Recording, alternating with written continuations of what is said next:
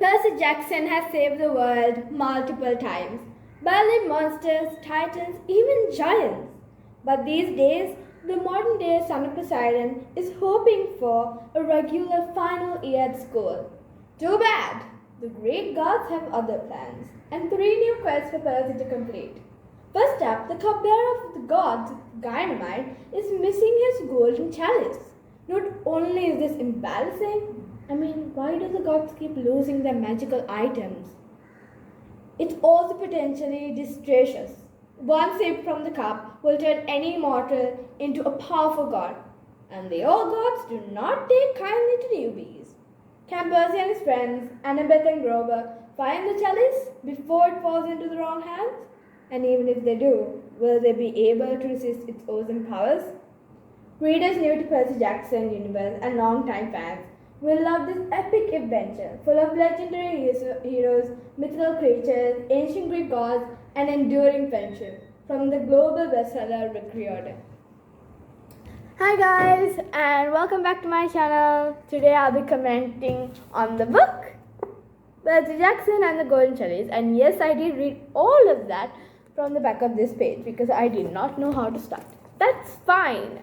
Anyway, I want to give you guys like a summary on this half boy, half god, all hero, Percy Jackson and the Golden Chalice.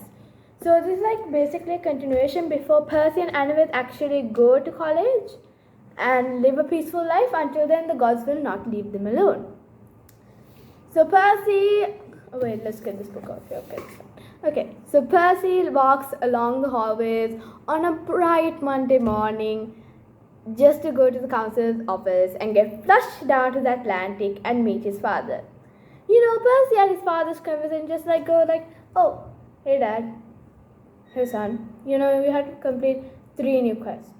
3 new quests? Why? Oh no, this is just the debt you have to pay for your existence.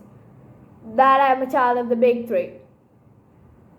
Okay, as far as that point, Percy is fed up of being a child of the big 3, even though someone's like, oh my god, my dad's Poseidon, no, my dad's Zeus.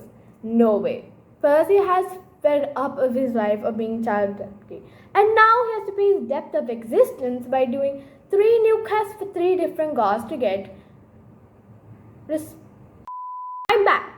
And what I meant to say was he has to do 3 quests to get 3 recommendation letters so he can finally go to New Rome University because he is not as smart as Annabeth. I'm actually an Annabeth fan, not a Percy Jackson fan. I'm sorry for the people who like Percy Jackson, but I'm telling my honest opinion here. So anyway, you can obviously realize how Annabeth reacts when Percy tells his whole day adventure and finally getting flushed down to the Atlantic. So Percy, Annabeth and Grover obviously is oh wait, it takes about a month for the word to get among the gods. We have plenty of time. The first quest arrived next morning. Percy was sitting in a train trying to go to a fruit juice bar to meet with Annabeth and Grover, while a person with dark heavy clothing came and sat there. Now, if you were there and if you were Percy, you'd probably say something smart like, what type of god are you? And then they'll be like, I even went through so much trouble for clothing. Okay, not offending the gods, but Percy really appreciates you wearing clothing. But then, yeah, you can obviously think of God when you just ask questions for that sake. Anyway, they meet at the fruit bar, and if gets a golden eagle juice, Dynamite freaks out, gets under the table, and Grover gets a mighty mead, all know they're a god, and the quest continues. First they go to... Sorry, my mind is actually not fresh of the Greek mythology knowledge at this point. Anyway, first they go to Hebe, the goddess of children, yeah. Okay, it's been a long time, I can't remember, I'm very sorry, respect Hebe. And so they did find their clues there, but they did get turned into babies and get raced off by angry chickens and sang karaoke, and they got back to normal. Then they went to Iris, okay, I can't spell that, that's fine. Goddess of the Rainbow, and they went to a market cleaned her staff, spoke to a very dangerous god. Annabeth conquers all with herbal tea, and they finally got some answers. And as they found Ganymede's chalice with the Greek god of all age, and then Percy delivered it to Ganymed, who was literally sweating Greek fire in front of Zeus in a family brunch where their mother had come, Titan. I can't remember her name, I'm very sorry. And I think that summarized the books.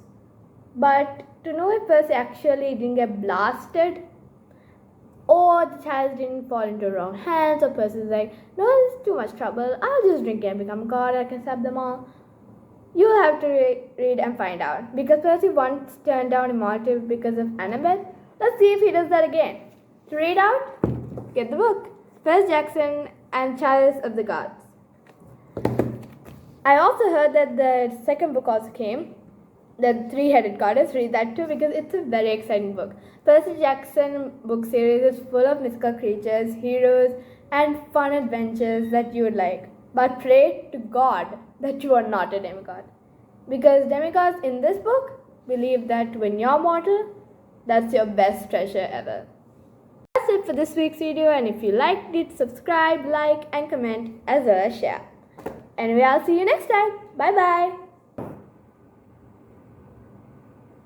You're still here? Trust me, even if you beg, I won't tell you the end. So it's best if you stop watching me at this point and try and get the book. To read it, you can read it online, or you can go buy the original copy.